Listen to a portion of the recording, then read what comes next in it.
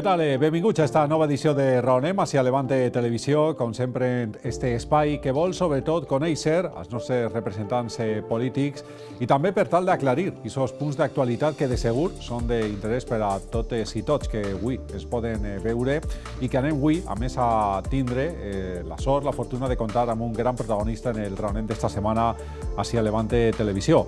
Ell va ser alcalde de València fins fa uns mesos i actualment és portaveu de Compromís. És Joan Ribó.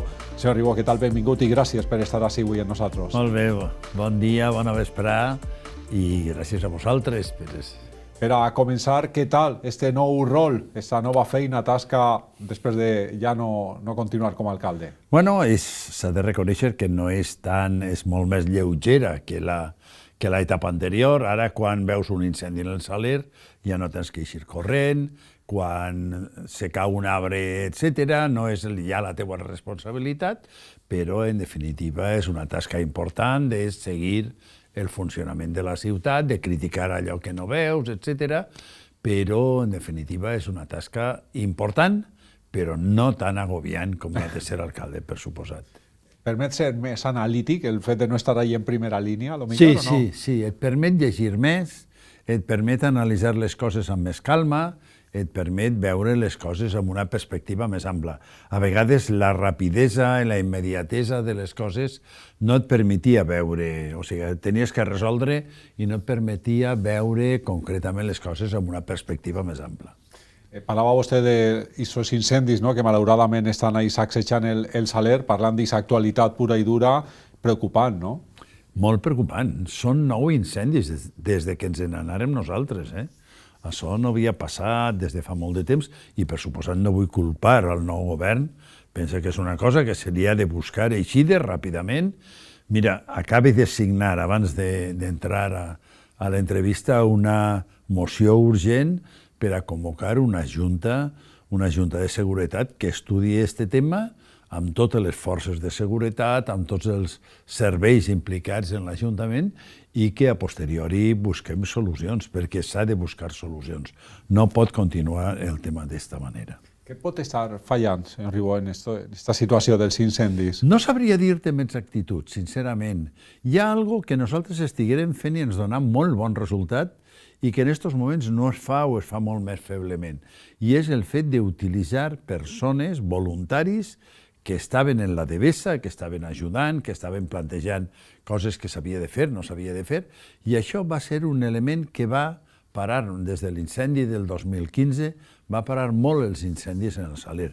S'han de fer més coses, s'ha d'acabar tot el procés que ja estava pràcticament ja a punt de començar de ficar els canons d'aigua, hi ha elements a fer, però el fonamental jo crec que és un tema de seguretat. Possiblement hi ha una persona que és la que està provocant els incendis, un piròman, segurament això existeix, però s'ha de buscar i s'ha de controlar, però també jo crec que és molt important la participació de la gent, amb voluntaris, per a fer que el Saler siga algo per al poble, com deia aquell vell acudit de fa molts anys, que en definitiva tots apreciem moltíssim. Esperem que es puga, lògicament, resoldre pel bé de tots.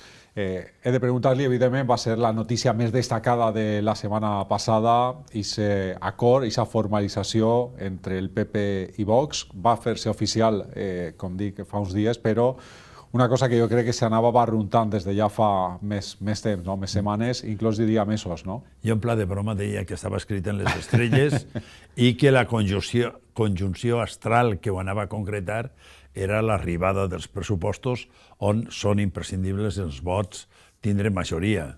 El PP no té majoria, necessita els 4 vots de Vox i això efectivament s'ha concretat. Anem a veure en què va canviar la... Jo, personalment, penso que hi ha moltes coses que ja s'han canviat en la forma de governar la ciutat amb els plantejaments de l'extrema dreta. En molts aspectes, o sigui, des del tema dels bous, passant pel tema de determinats aspectes de tipus religiós, determinats plantejaments, crec que ja s'ha plantejat. Em preocupa, per exemple, el que parlàvem abans, perquè, evidentment, un grup que no creu ni en el canvi climàtic, ni creu en la capitalitat verda europea, etc., difícilment pot creure en el tema del Saler. O sigui, ens preocupen coses d'aquest tipus que d'alguna manera veurem i, per suposat, intentarem combatir i combatrem des de l'esquerra amb totes les nostres forces. Parlava de preocupació. Entenc que n'hi hagi preocupació per part de la ciutadania valenciana, de les valencianes i els valencians, que estiguen preocupats per com es va gestionar esta unió, esta fusió de PP i Vox? Sí, hi ha molta gent que et diu en el carrer això va ser molt dur i tal i qual. Jo crec que sí, que hi ha molta gent que no entén, o sigui, per exemple, el rebuig ferotge de Vox a qualsevol llengua que no siga el castellano, etc. En el nostre cas, en el valencià, però si te'n vas a Euskadi, en el basc, o si te'n vas a Galícia, en el gallec, dona exactament el mateix. Aquest tema a molta gent el preocupa, el rebuig en molts aspectes culturals el preocupa molt, el rebuig en molts aspectes de llibertats personals, en el cas LGTBI, en el cas d'aquest tipus, això preocupa molt, jo crec que són temes. I, per suposat, la seva actitud de baixar tots els impostos, perquè, en definitiva, Vox pensa que els diners on millor estan és en la butxaca. Clar, s'ha de dir, en la butxaca dels milionaris, perquè els altres, la seva butxaca serveix per a poc. Pot estar vinculat al tema dels pressupostos, que encara estan ahí preparant-se per part de l'Ajuntament? Sí, jo estic segur que estarà vinculat. Jo estic segur que està vinculat, o sigui, està clar que si no haguera tingut el vot de Vox el Partit Popular, la senyora Català, està clar que aquests pressupostos no hagueren tirat endavant, aquestes normes que aprovarem, en principi, no aprovarem, perdó, ho he dit mal, aprovaran amb el nostre vot en contra demà en el ple, això no haguera passat, perquè no hagueren tingut majoria, evidentment. Evidentment, Vox és un partit que pensa que com menys diners tinguen els governs, millor. Però els policies s'han de pagar, les inversions s'han de fer i s'han de pagar. Les persones, com diu Pobresa Zero, als que s'ha d'ajudar, s'ha de tindre recursos per a fer això. I a Vox això no li importa. Només li importen els bous i que parlem tots en castellano. Hem pogut estar en una escenificació teatral d'aquest acord Vox-PP perquè abans Vox públicament ha qüestionat o criticat mesures del Partit Popular, inclús n'hi ha també votacions, com per exemple de l'AMT i de més, que havia bloquejat, no? Sí, efectivament, hi ha hagut una escenificació per a dir-li al Partit Popular, escolta, com havia reiterat, nosaltres volem estar en el govern, com estem en moltes ciutats, en Elx, en Castelló, en Torrent, crec que també, nosaltres en València també volem estar, i entonces, evidentment, l'amenaça que hi havia, l'escenificació, concretament en l'AMT, va ser dir, això és el que passarà en els pressupostos si no arribem a un acord. I entonces, evidentment, aquesta amenaça es va traduir en que va haver una gran reunió amb senyors i senyores que van vindre de Madrid i de Vox, i es va arribar a un acord, efectivament. Però això sí, es va fer amb gent que va vindre de Madrid. Em sembla molt cridaner ressaltar-ho. N'hi ha, per exemple, mesures que jo no sé si estan o no en perill, però, per exemple, s'ha parlat dels Gay Games, que València va aconseguir fa uns mesos, i que veurem, no?, al fi com es desenvolupen. Sí, efectivament, els Gay Games, la capitalitat verda europea i molts altres aspectes en els quals València havia lluit davant d'Europa, o ser una ciutat oberta, etc., jo crec que estan en perill, efectivament. O sigui, jo crec que està clarament en perill. Ja veurem també els aspectes de mobilitat. València és una capital que s'ha distingit per tenir una mobilitat alternativa molt diferent de la resta de ciutats i molt més avançada. Ja veurem com es planteja això. Ja veurem com plantegen la zona de baixes emissions obligatòria en l'estat espanyol, ja veurem com ho plantegen això. Entonces, jo crec que ara estem en un moment d'espera, però jo vull insistir, o sigui, lo de Vox és important, però el PP en moltes coses s'assembla moltíssim a Vox, però moltíssim. Entonces, Vox és important, muntarà algun número, jo crec que en el futur hem d'esperar algun joc d'aixòs per destacar i per dir estem aquí, però en la pràctica moltes de les coses que s'estan fent ja per acords realment entre el Partit Popular i Vox. Hem parlat amb més representants de l'oposició en aquest programa. Hi havia una sensació, no sé què pensarà vostè, al voltant de les mesures que havia pres l'anterior govern municipal en aquests anys anteriors, que ara s'estan voltejant, però n'hi ha vegades que no sé si sense cap motiu, no? Sense voltejar, perquè si vostè havia dit això és així, n'hi ha que donar-li la volta, no? Li dona també aquesta sensació? Sí, hi ha moltes coses que jo crec que s'estan fent per intentar canviar la imatge de la ciutat. O sigui, a veure, per exemple, el tema del carrer Colón o per on van a passar els autobusos. Jo crec que aquest tema és un tema que va provocar gravíssims problemes si al final passen pel carrer La Pau i després es desvien, van afectar moltíssim a determinades zones. El tema d'eliminar concretament un monolit del 15M. A mi me sembla que això és molt cridaner i és una voluntat de tapar, d'amagar coses que en la ciutat van passar, els agrade o no. Les coses van passar, igual que van passar moltes altres coses. En València van haver grans mobilitzacions pel 15M, que va ser la base que després va canviar, concretament la situació política. No els agrada això. El tema del Te-Deum, per exemple. El Te-Deum el 9 d'octubre. Home, anem a veure, en València el 40% de les persones es manifesten clarament com a no religioses. Només el 19% de les persones són catòliques practicants. Que vulgues fer anar concretament una professó cívica, passar per la catedral, és tirar fora a totes les persones que se senten alienes a aquest tema. Però hi ha coses que per a la senyora Català són fonamentals. O sigui, i algunes d'elles són molt clares, que és tornar al passat d'una manera molt clara. Hem parlat abans un poquet dels pressupostos. Li volia preguntar per la reforma fiscal, no? Que a més es va llançar a bombo i platillo, no? Per dir-lo de manera clara per a la gent que s'està veient per part del govern de María José Català. Creu que les famílies més necessitades van a veure-se més perjudicades per aquesta reforma? Miri vostè, estava mirant jo, concretament estudiant les dades, perquè demà tenim el debat. En el cas de l'IBI, hi ha una franja de persones que tenen de pagament de l'IBI més de 10.000 euros. Aquestes persones tindran una reducció de 7.000, 8.000 euros de mitjana. Això dona per a un bon viatge o dona per a poder-ho ficar en un paradís fiscal, perquè ja són diners. Si vostè se'n va a la immensa majoria de l'IBI, entre 0 i 350 euros, la rebaixa fiscal es queda en uns quants esmorzarets, per sota de 50 euros. Si se'n va, per exemple, al tema dels baixos comercials, exactament el mateix. Es queden 40 euros per a la gent.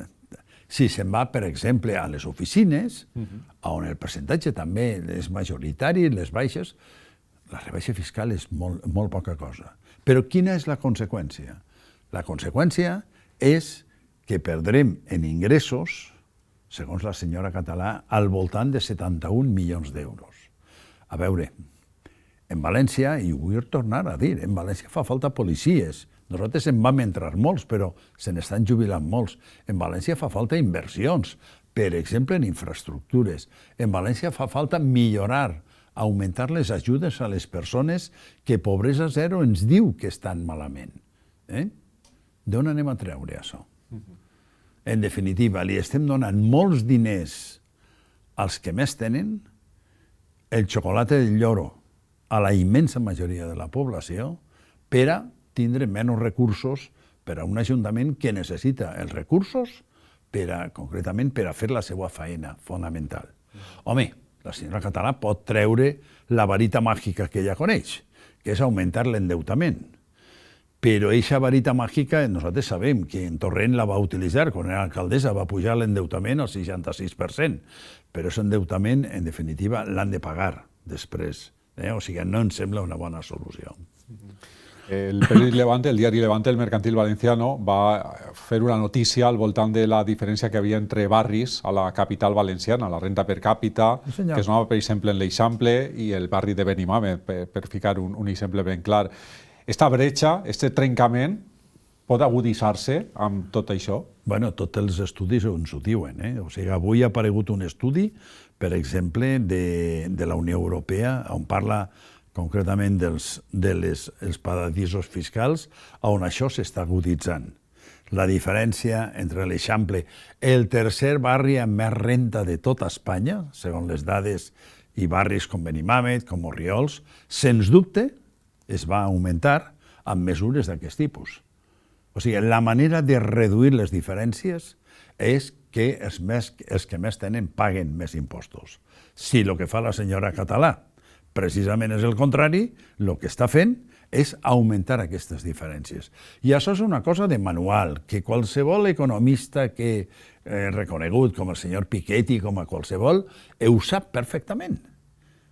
O sigui, aquesta mesura el que condueix és una situació social on anem a unes contradiccions cada vegada més fortes i més terribles i el que es genera són populismes ferotges i situacions rares, com per exemple, a veure, per posar un exemple recent per allà a l'Amèrica del Sud, que no vaig anomenar, però que tots tenim molt clar. Precisament en alguns d'aquests barris es parla molt de la seguretat. Recordarà que Maria José Català va dir que un dels punts forts de la seva candidatura era reforçar els policies locals, la seguretat que hem parlat, però continuen queixant-se, barris, per exemple, Orriols, de que els successos, malauradament, estan a l'ordre del dia, no? És que per augmentar la seguretat es necessita tenir forces de seguretat. Jo li vull recordar a la senyora Català que nosaltres hem entrat més de 500 policies, però és que portàvem del govern anterior, no sé si eren 10 anys, sense que entrara cap policia. Fa falta més policia? Sí, per això, per a controlar millor els temes de mobilitat, per a molts temes, per a controlar les entrades a les escoles. Efectivament que fan falta policies, però per a que hi puguen haver policies se'ls ha de pagar, I per a pagar-los necessitem tenir ingressos. I el que està fent la senyora Català amb la seva rebaixa famosa d'impostos és anar en contra d'esta direcció. D'on va treure els diners per augmentar aquestes despeses? Aquesta és la pregunta del millor. Nosaltres estem totalment d'acord en que fa falta augmentar la seguretat. El cas d'Orriols, la mort recent d'una persona, és un indicador de que la situació s'ha de millorar. Jo crec que estem tots d'acord. Però això necessita recursos. Parlaven abans també del medi ambient, de parcs, que era també jo crec que una de les mesures que es va dir, però la realitat és que de moment tampoc sembla que s'ha donat un pas endavant, la creació de parcs, jardins per a la ciutadania, que també és una de les demandes de les valencianes i els valencians. A veure, una de les coses que nosaltres teníem planificat ja el parc del final del riu, d'una manera molt clara, on eliminàvem, o sigui, concretament l'Albereda, l'avinguda de l'Albereda, i la passàvem a un parc i la passàvem a una zona per a vianants. Els passos que s'han donat exactament són en el sentit de no ficar més parcs, sinó reduir els parcs i augmentar els cotxes. Jo crec que aquest tema hi ha una contraposició absoluta, o sigui, absoluta. Nosaltres, per exemple, canviarem, o sigui, en l'avinguda Federico García Lorca, que és on s'està fent ara el soterrament de les vies, hi havia una gran avinguda i la van canviar concretament també per un gran parc. Eixa és la nostra política. La seva, de moment, no hem vist res en eixa direcció.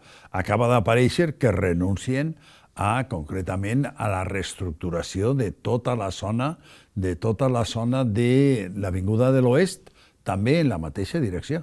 Ells no volen més arbres, ells volen més cotxes. I jo crec que la situació d'aquesta ciutat no va en eixa direcció, ni la d'Europa va en eixa direcció.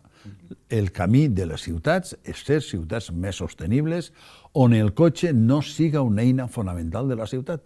El transport públic, la mobilitat alternativa. La senyora Català això no ho entén, només sap anar en cotxe.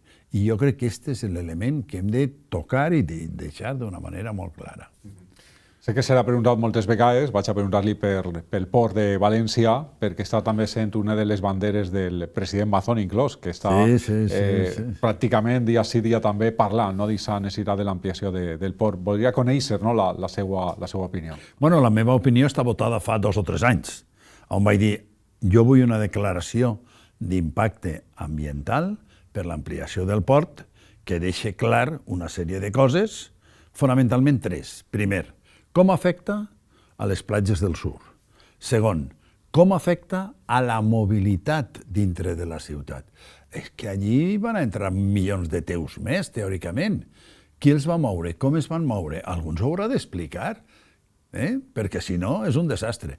Tercer, com afecta al paisatge, perquè, a veure, tenim una platja preciosa amb el Cabanyal, Malvarrosa, amb tot el paisatge de grues, doncs no serà tan meravellosa. Si vostès en fan a través del ministeri corresponent, com s'ha de fer una declaració d'impacte, i em diu, mire, farem això, corregirem això i tal, i jo vaig dir, d'acord, però és que no ho volen fer. És que no ho volen fer. Per què no ho volen fer?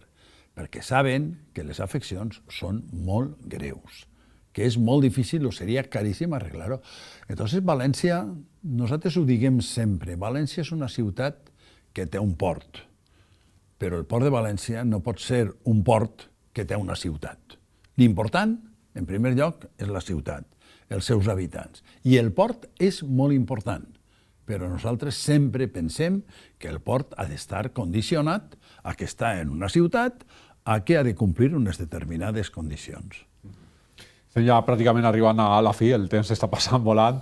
Volia preguntar-li, abans de concloure, per la situació del futbol del València, que segurament també molta gent està pendent, i sobretot pel que van destapar els companys de Superdeporte, de José María Olano, la seva vinculació amb KPMG com a intermediari amb Peter Lim, i de més, no sé quina és la seva postura al voltant d'aquesta situació, un nou capítol, malauradament, envoltant el València. És un nou capítol, a veure, jo crec que està clar que el senyor Olano, com KPMG està vinculat al senyor Lim, un no pot ser una cosa i la contrària. No se puede ser arte i parte en una mateixa, en tota la negociació, perquè en definitiva ningú es va creure que és una negociació que en definitiva l'important és la ciutat. Sí, hi ha una relació directa entre el lloc on treballa el senyor Olano i el València Club de Futbol a través del senyor Lim. Això s'ha d'arreglar. Per això hem demanat, i demà farem el ple extraordinari, hem demanat unes explicacions a l'alcaldessa que ens expliqui la situació exactament i com es va prendre. Dit això, nosaltres sempre hem dit, volem que el tema del València Club de Futbol es resolga el famós mort que tenim allí, que s'acabe d'una vegada amb les condicions que es van establir, sense fer trampa, sense trampa ni cartó. S'ha de fer un poliesportiu per al barri i l'ha de pagar el València Club de Futbol, s'ha de tindre concretament una capacitat per a que puguen haver fins a les semifinals, concretament s'han de complir les condicions. Si es compleixen les condicions, nosaltres sempre hem plantejat que anem endavant. Ara, amb aquesta nova situació del senyor Olano, amb la seva empresa, etc., doncs anem a veure qui ho ha de parlar, qui ho ha de negociar, i jo crec que és un element fonamental que hem de tindre, que hem d'estudiar i analitzar. Demà ens toca concretament. I a més, a mi s'ha risc del Mundial, que es disputarà entre altres països a Espanya, i València ha d'estar com una de les seus. Per suposat, a nosaltres ens encantaria que València pugui estar al nivell màxim en el que pot estar. O sigui, jo crec que això és un objectiu que ens hem de marcar. Però no pot ser una via d'entrada per a fer trampes. També hem de dir, senyor Lim, hem d'estar, però hem d'estar en les condicions requerides. No perquè haguem d'estar i s'han de començar les obres pronte, vostè pot fer el que li doni la gana. No, això no pot ser. Hem d'estar com un club que, en definitiva, que per cert també ens agradaria que en el moment que tot això es plantege, el València Club de Futbol siga un club que tracte millor a tota la seva afició, que respecten les normes, que tinguin participació, etc., que d'això anem molt malament també. I és, en part, una de les causes de que les coses no funcionen adequadament. I ja l'última, senyor Ribó, molt banal quan s'ha parlat molt del famós accent de València, obert, tancat, tapant-lo amb la bandera. A mi és jo ho vaig entendre com una provocació total. A veure, l'accent a Xina o a Xina?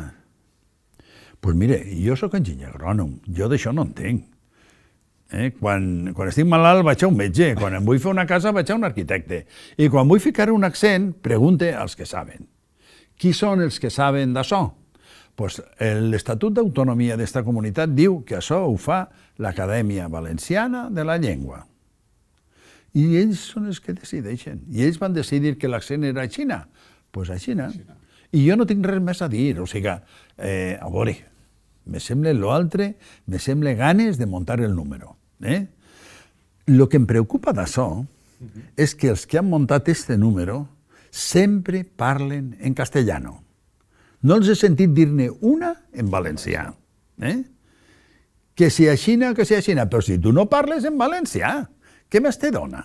Ells el que volen és que amb aquesta baralla todos hablemos en castellana. Pues no, no.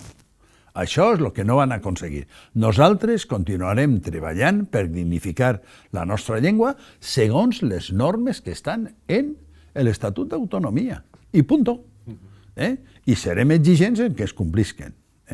Però no pensem caure en cap de les provocacions barates d'estos senyors. Pues amb aquesta última resposta posem el punt i final. Espero que hagi estat molt a gust així Molt bé, amb nosaltres. molt a gust, de veritat. Que vagi molt bé, gràcies i tornarem a parlar, Quan vulgueu. Fins a la pròxima. Adeu, moltes gràcies. Pues Joan Ribó, avui el nostre protagonista així en este raonet de Levante Televisió, com sempre. Moltes gràcies per estar ahí, a l'altre costat. Fins a la pròxima. Adeu.